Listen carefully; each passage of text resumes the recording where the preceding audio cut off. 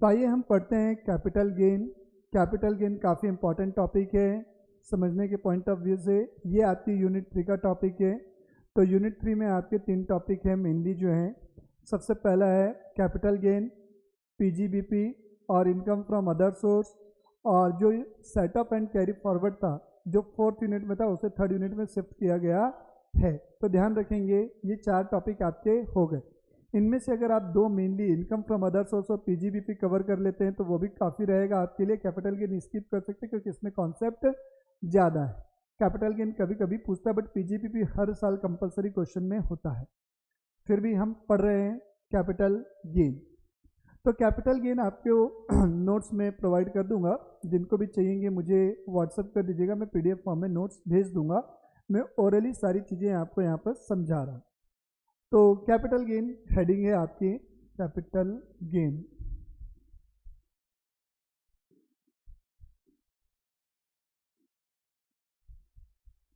तो ये चालू होता है आपका सेक्शन 45 से और चलता है सेक्शन 55A तक।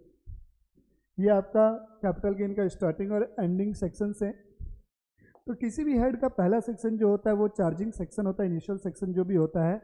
तो इसका सेक्शन 45 जो है, सेक्शन 45(1), ये इसका चार्जिंग सेक्शन है। क्या है? Charging section. ये हमें बताता है कि कब कौन सी इनकम चार्जेबल टू टैक्स होती है। ठीक है, ये हमें क्या बताता है, कौन सी इनकम कब उस हेड में पर्टिकुलर चार्जेबल टू टैक्स होगी। तो ये क्या बोलता है, any gain, any gain, gain मतलब profit, any gain arising from, क्या बोल रहा है, अराइजिंग फ्रॉम ट्रांसफर ऑफ, यहाँ पर क्या वर्ड आ गया, transfer of capital asset, transfer of capital asset during the previous year. अगर आपको किसी भी प्रकार का कोई कैपिटल गेन हो रहा है ड्यूरिंग द प्रीवियस ईयर, किस चीज़ से, transfer of capital asset, and such gain should not be exempted from tax, and जो भी कैपिटल गेन आ रहा है वो एग्जेम्प्ट नहीं होना चाहिए। तो उसे हम बोलते हैं लॉन्ग, क्या बोलते हैं, कैपिटल गेन। अब यहाँ पर आपको 2 वर्ड्स दिख रहे हैं, एक दिख रहा है आपको ट्रांसफर, दूसरा वर्ड दिख रहा है कैपिटल एसेट। तो मेन चीज़ इसमें जानना जरूरी है कैपिटल एसेट। वैसे अभी जो मैं पढ़ा रहा हूँ प्रैक्टिकल क्वेश्चन में उतना आप लोग के लिए बीकॉम पॉइंट ऑफ व्यू से मैं बोल रहा हूँ, इंपॉर्टेंट नहीं है, तो एग्जाम पॉइंट ऑफ व्यू से मैं ही ये चैप्टर आपको बता रहा हूँ। ठीक है, इतना डिटेल में नहीं बता रहा हूँ। तो सेक्शन 2 सब सेक्शन 14 जो होती है इसमें कैपिटल एसेट की डेफिनेशन बताई गई है। कैपिटल एसेट मीन्स, ये क्या बोल रहा है, capital asset means all kind of asset, क्या बोल रहा है, all kind of asset whether used in business or not, all kind of asset whether used in business or not, सभी प्रकार की संपत्ति चाहे वो बिजनेस में यूज हो या न हो उसे हम क्या मानेंगे, कैपिटल एसेट मानेंगे। All kind of asset whether used in business or not, but following are the exception, but following are the exception, following are exception। Exception कहने का मतलब इनका जो मैं लिख रहा हूँ, इन्हें कैपिटल एसेट नहीं मानेंगे, इन्हें कैपिटल एसेट नहीं मानेंगे, इन्हें कैपिटल एसेट नहीं मानेंगे। तो वो कौन कौन सी है, पहला लिखा हुआ है stock in trade, stock in trade, इसे कैपिटल एसेट इसलिए नहीं मानेंगे क्योंकि स्टॉक यानी कि हमारा बिजनेस, बिजनेस का स्टॉक हमारा क्या हो गया, बिजनेस इनकम में काउंट हो जाएगा, इसलिए ये नहीं आएगा। दूसरा है रूरल एग्रीकल्चर लैंड, अगर केवल एग्रीकल्चर लैंड दिखा है तो आप उसे नोट डाल के लिखेंगे अर्बन है या रूरल है। अर्बन यानी कि शहरी क्षेत्र की है तो वो टैक्सेबल करेंगे उसके गेन को, बट अगर रूरल यानी कि ग्रामीण क्षेत्र की, गांव एरिया की है तो उसे आप कैपिटल एसेट नहीं मानेंगे। और जिस पर जो कैपिटल एसेट नहीं है उसको बेचने पे जो प्रॉफिट आएगा उस पर कैपिटल गेन टैक्स नहीं लगेगा, क्योंकि यहाँ वर्ड लिखा हुआ है कैपिटल एसेट मतलब क्या, कैपिटल गेन मतलब कैपिटल एसेट को ट्रांसफर करने से जो गेन होगा। ठीक है, रूरल एग्रीकल्चर लैंड, फिर है इस पे gold deposit bond, gold deposit bond, special bearer bond, special bearer bond, special bearer bond. ठीक है, और एक सबसे इंपॉर्टेंट है पर्सनल मूवेबल एसेट्स। सबसे इंपॉर्टेंट है ये वाला personal movable effects, personal movable effects. Personal movable effects को आप कैपिटल एसेट नहीं मानेंगे, बट आगे जो मैं लिखने वाला हूं भले वो पर्सनल है फिर भी उन्हें कैपिटल एसेट माना जाएगा। But following will be treated as, but following are exception लिख लो, but following are the exception, but following are the exception. कहने का मतलब है इन्हें हम क्या मान लेंगे, कैपिटल एसेट मान लेंगे, but following are the exception. तो इसमें कौन कौन सी पहली चीज है, ज्वेलरी। ज्वेलरी आप जैसे गले में बेटा नेकलेस पहने हो, कान की बाली पहने हो, चांदी की पायल, अब तो चांदी भी महंगी हो गई, 3.5 लाख रुपए किलो हो गई है, 1,95,000 की चांदी 3.5 लाख हो गई है, तो ये भी हमारी कैपिटल एसेट है। ठीक है, ज्वेलरी। स्कल्पचर, स्कल्पचर मतलब जैसे बेटा पुराने ज़माने की जो भी मूर्तियाँ आपको जब ज़मीन की खुदाई होती है उस समय मिलती हैं उनको बोला जाता है बुलियन। बुलियन मतलब pure gold, Boolean. Archaeological collection मतलब पुरानी चीज़ें, जैसे हड़प्पा संस्कृति के आपके पास क्या है, कॉइन्स वगैरह हो गए। ठीक है, archaeological collection, archaeological collection, spelling पे मत जाना। फिर हो गया वर्क ऑफ आर्ट, कला का कोई विशेष आपके पास, ठीक है, ड्राइंग और पेंटिंग, ये सारी चीज़ें पर्सनल हैं, बट इन्हें आप क्या मान लोगे, कैपिटल एसेट मान लोगे। पर्सनल होने के बावजूद भी ये आपकी कैपिटल एसेट की डेफिनेशन में शामिल हैं। अब बात आती है कैपिटल एसेट कितने टाइप की होती है। तो हमारी कैपिटल एसेट है वो 2 टाइप की होती है। पहली होती है शॉर्ट टर्म कैपिटल एसेट और दूसरी होती है हमारी लॉन्ग टर्म कैपिटल एसेट। तो types of capital asset, types of capital asset, types of capital asset. पहली हो गई long term short term capital asset और दूसरी होती है लॉन्ग टर्म कैपिटल एसेट। पहली हो गई short term capital asset. Short term मतलब जो लॉन्ग टर्म नहीं है, तो जो लॉन्ग टर्म नहीं है, जो लॉन्ग टर्म नहीं है, लॉन्ग टर्म नहीं है, जो लॉन्ग टर्म नहीं है उसे हम क्या बोलेंगे, शॉर्ट टर्म कैपिटल एसेट बोलेंगे।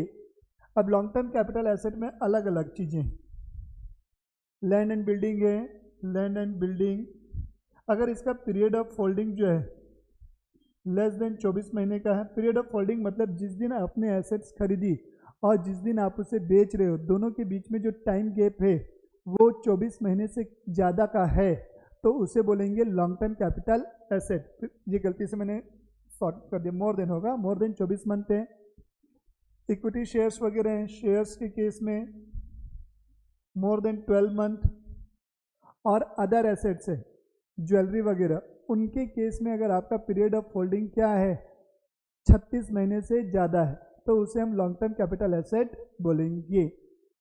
तो ये आ गई आपकी टाइप्स ऑफ कैपिटल एसेट। अब आता है बात कैपिटल गेन का, कितने टाइप के कैपिटल गेन होते हैं। तो हेडिंग लिखेंगे types of capital gain, types of capital gain, types of capital gain. तो कैपिटल गेन हमारे 2 टाइप का होगा, पहला होगा शॉर्ट टर्म कैपिटल गेन और दूसरा जो होगा आपका होगा लॉन्ग टर्म कैपिटल गेन। तो ये दोनों होते क्या हैं, लॉन्ग टर्म कैपिटल एसेट को ट्रांसफर करने से यानी कि सेल आउट करने से जो कैपिटल गेन होगा उसे लॉन्ग टर्म कैपिटल गेन बोलेंगे, और शॉर्ट टर्म कैपिटल एसेट को बेचने से जो गेन होगा उसे हम बोलेंगे शॉर्ट टर्म कैपिटल गेन। तो कैपिटल गेन यहाँ तक आ गया हमारा, लॉन्ग टर्म एसेट को बेचने से लॉन्ग टर्म, शॉर्ट टर्म को बेचने से शॉर्ट टर्म। अब इसमें खास बात क्या है सुनिएगा, लॉन्ग टर्म कैपिटल गेन, यहाँ तक की चीज़ें क्लियर हो गई। अब आपको मैं कुछ कैलकुलेशन ऑफ कैपिटल गेन सिखा रहा हूँ। कैपिटल गेन का कैलकुलेशन कैसे होगा, सेक्शन 48 है, section 48 calculation of capital gain, calculation of capital gain. Heading है calculation of capital gain. 2 column होंगे, पहला कॉलम होगा पर्टिकुलर, दूसरा कॉलम होगा अमाउंट। पर्टिकुलर में आप लिखेंगे सेल कंसिडरेशन। क्या लिखेंगे? Sale consideration. Sale consideration. Sale consideration मतलब उसका सेलिंग प्राइस, आपने उस एसेट्स को कितने में बेचा, ठीक है। उसमें से माइनस आप कर देंगे ट्रांसफर एक्सपेंस, माइनस क्या कर देंगे? Transfer expense. तो इसको आप बोलोगे नेट सेल कंसिडरेशन। क्या बोलोगे? Net sale consideration. क्या बोलेंगे? Net sale consideration. माइनस करोगे इसमें से cost of acquisition. Cost of acquisition मतलब उस एसेट्स को आपने कितने में खरीदा, oblique index cost of acquisition. Index cost of acquisition क्या होगी वो आपको मैं नोट नंबर 1 में सिखाऊंगा। फिर माइनस करोगे कॉस्ट ऑफ इम्प्रूवमेंट या index cost of improvement. Cost of improvement मतलब क्या? जैसे मान लो आपने एक घर खरीदा, उसमें 2 रूम आपने एक्स्ट्रा बनवा दिए, या फ्लोरिंग में क्या था बेटा, नॉर्मल फ्लोरिंग थी, तोड़ के आपने ग्रेनाइट इटालियन मार्बल लगा दिया। आपने कोई अंगूठी खरीदी थी, अब उसके ऊपर हीरे का नग जड़वा दिया, तो इससे उसकी वैल्यू बढ़ गई, तो इसको बोला जाता है कॉस्ट ऑफ इम्प्रूवमेंट। अगर वो लॉन्ग टर्म है तो index cost of improvement minus होगा, शॉर्ट टर्म है तो only cost of improvement minus होगा। तो इनका टोटल करोगे आप तो यहाँ पर आपका क्या आ जाएगा? माइनस करने के बाद कैपिटल गेन आएगा। यहाँ तक की चीज़ें आपकी क्लियर हो जानी चाहिए। पढ़िए एक बार अच्छे से, फिर अपन आएंगे नोट पे। Note number 1,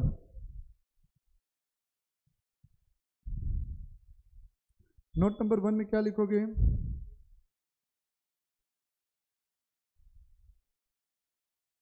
note number 1, note number 1, अगर आपकी कैपिटल एसेट लॉन्ग टर्म है, क्या है? If capital asset is long term then benefit of index is available. Benefit of index is available. Benefit of index is available. Benefit of index का मतलब क्या हो? जैसे आपने कोई एसेट बहुत पहले खरीदी हुई है और इसे आज आप बेचते करंट ईयर में, तो उस पर क्या होगा? पहले बहुत पहले जब आप खरीदे थे तो वो सस्ती मिली होगी, और उसे आज जब आप बेचेंगे तो काफ़ी ज़्यादा पैसा मिलेगा। तो इस केस में क्या होगा? आपकी डिफरेंस अमाउंट जो होगी प्रॉफिट, वो काफ़ी ज़्यादा होगा, तो ऐसे में आपका टैक्स चला जाएगा। तो जो परचेज प्राइस है उसको आज के डेट के इक्वल लाने के लिए, मतलब कॉम्पिटिटिव बनाने के लिए उसका इंडेक्स किया जाता है, ठीक है। इन्फ्लेशन इंडेक्स है, महंगाई के कारण उसकी कॉस्ट कितनी बढ़ चुकी होगी, आज के डेट में लगभग उसकी कॉस्ट क्या आती, तो कुछ इंडेक्स डिसाइड किए गए। तो वो इंडेक्स कैसे कैलकुलेट करेंगे वो मैं आपको समझा रहा हूँ।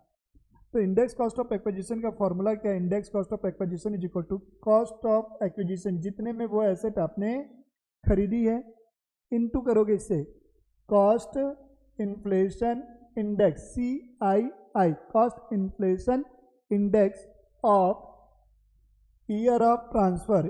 ईयर ऑफ ट्रांसफर, ट्रांसफर मतलब सेल, डिवाइडेड बाय करोगे CII of year of purchase, जिस साल आपने खरीदी थी। बट एक्चुअल में यहाँ पर वर्ड है first acquired by the SSC, जब पहली बार SSC के द्वारा खरीदी गई। ये सब क्या बेटा, CA वगैरह में आप पढ़ोगे तब जाके आपको डिटेल में समझने का मौका मिलेगा।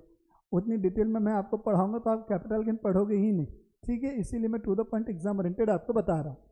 और दूसरा होता है आपका index cost of improvement. Same formula रहेगा, कॉस्ट ऑफ इम्प्रूवमेंट इनटू ये वाला न्यूमरेटर सेम रहेगा, डिनोमिनेटर में लिखोगे CII of year of improvement, जिस साल आपने इम्प्रूवमेंट किया। खरीदे थे 2020 में, इम्प्रूवमेंट कर रहे हो 2022 में, तो 2022 से हम कंपेयर करेंगे कि वो लॉन्ग टर्म है नहीं है। लॉन्ग टर्म है तो उस साल का इंडेक्स कितना आएगा। क्लियर हो गई चीज़ें? तो हो सकता है जिस दिन आपने एसेट खरीदी और जिस साल आपने इम्प्रूवमेंट किया हो, दोनों का ईयर आपका अलग अलग हो, ठीक। ये 2 नोट हो गए। तीसरा नोट, नोट नंबर 3, अगर कोई कैपिटल एसेट आपने क्या की है बेटा, लॉन्ग टर्म है, लेकिन वो डेप्रिशिएबल इन नेचर है, जिन पर डेप्रिशिएशन लगता है, तो लॉन्ग टर्म होने के बावजूद भी उनका इंडेक्स नहीं किया जाएगा। लिखो, no indexation benefit for depreciable asset, no indexation benefit for depreciable asset even if they are long term, भले ही वो लॉन्ग टर्म हो, उन पर इंडेक्स का कोई बेनिफिट नहीं मिलेगा। क्लियर हो गई चीजें। Note number 4, cost of acquisition निकालेंगे, कॉस्ट ऑफ एक्विजिशन। तो ये इंपॉर्टेंट नोट है, ध्यान से समझिएगा, इंपॉर्टेंट नोट है। If capital asset acquired before 1 April 2001 then cost of acquisition will be, then cost of acquisition will be, cost of acquisition क्या होगी, then cost of acquisition will be actual purchase price,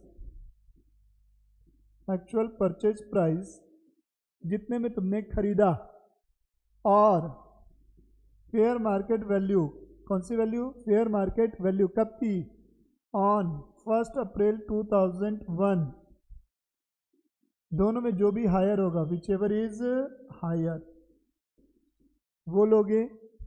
ठीक है।